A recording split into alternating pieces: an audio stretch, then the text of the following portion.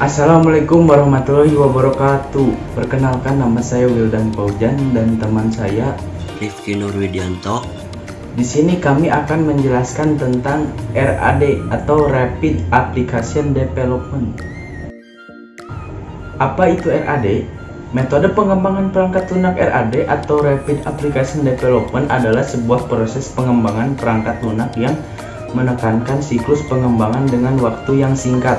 Definisi lain menyatakan bahwa metode pengembangan perangkat lunak RAD adalah metode yang menggunakan pendekatan berorientasi objek untuk pengembangan sistem yang meliputi pengembangan perangkat dan perangkat lunak. Untuk selanjutnya mengenai 4 tahapan RAD yang perlu dilakukan akan dijelaskan oleh teman saya Rifki. 4 tahapan RAD atau Rapid Application Development yang perlu dilakukan. Proses atau tahapan yang berada di dalam metode RAD dibagi menjadi 4 bagian, yaitu perencanaan kebutuhan, mendesain sistem, proses pengembangan dan pengumpulan feedback, dan implementasi atau penyelesaian produk. Untuk yang pertama, perencanaan kebutuhan. Tahapan ini merupakan tahapan awal dalam suatu pengembangan sistem, di mana tahap ini dilakukan identifikasi masalah dan pengumpulan data yang diperoleh dari pengguna atau stakeholder pengguna yang bertujuan untuk mengidentifikasi maksud akhir atau tujuan dari sistem dan kebutuhan informasi yang diinginkan.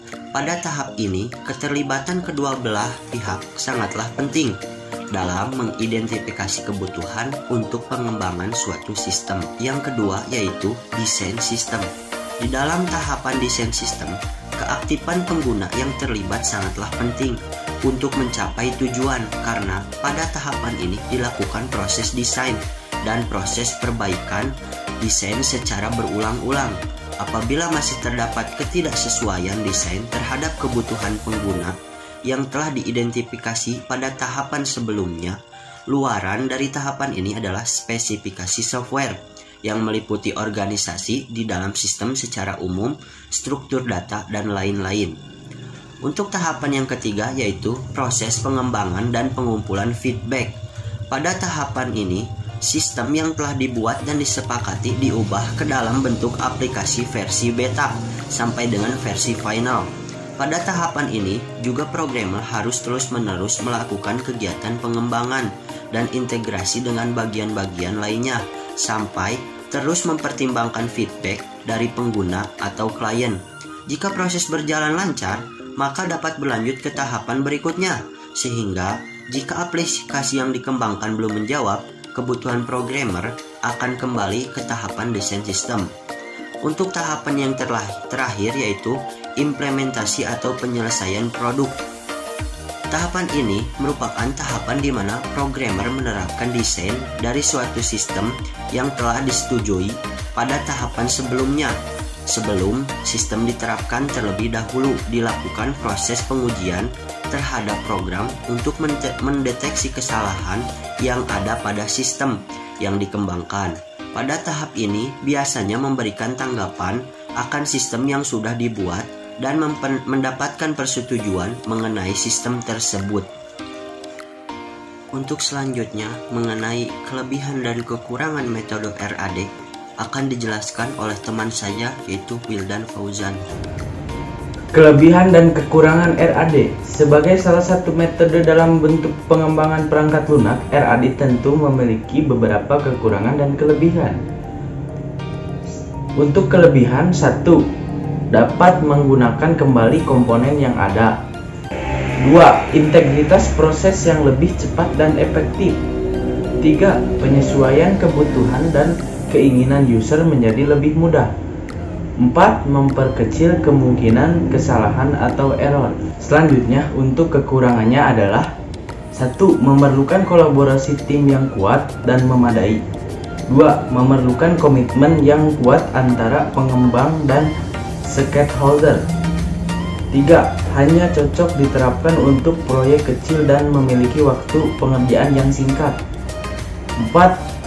Hanya cocok digunakan untuk mengembangkan aplikasi yang memiliki fokus pada suatu fitur untuk dijadikan modular terpisah. Baik, untuk penjelasan yang selanjutnya yaitu kapan saat yang tepat menerapkan metode RAD. Meskipun metode RAD merupakan pengembangan aplikasi yang populer, tidak dipungkiri juga jika metode RAD tidak selalu ideal dan optimal untuk diterapkan. Berdasarkan proses yang telah dijelaskan, ada beberapa yang membuat penerapan RAD akan lebih maksimal. Untuk yang pertama yaitu ketika memiliki tim yang solid. Pada tahapan metode RAD, feedback dan testing ulang prototypes adalah poin penting dalam menerapkan metode ini. Oleh karena itu, tim yang solid sangatlah diperlukan ketika ingin memakai metode RAD.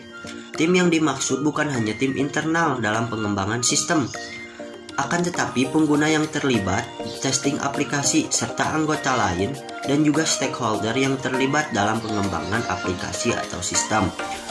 Mereka semua perlu komitmen yang kuat untuk terus-menerus mengikuti proses yang berulang-ulang pada pengembangan aplikasi atau sistem. Dengan begitu, mereka bisa memberikan feedback yang berkualitas serta patuh dengan timeline yang telah disepakati bersama. Yang kedua yaitu ketika memiliki modal yang besar. Metode RAD adalah metode yang hanya memerlukan jangka waktu yang sangat singkat. Karena keefektifan dan keefisiensian dari metode RAD diperlukan tim teknis yang ahli yang memiliki bayaran yang tinggi. Oleh karena itu, perlu memiliki modal yang besar untuk penerapan metode RAD yang maksimal. Untuk yang ketiga yaitu ketika hanya memiliki waktu yang sedikit.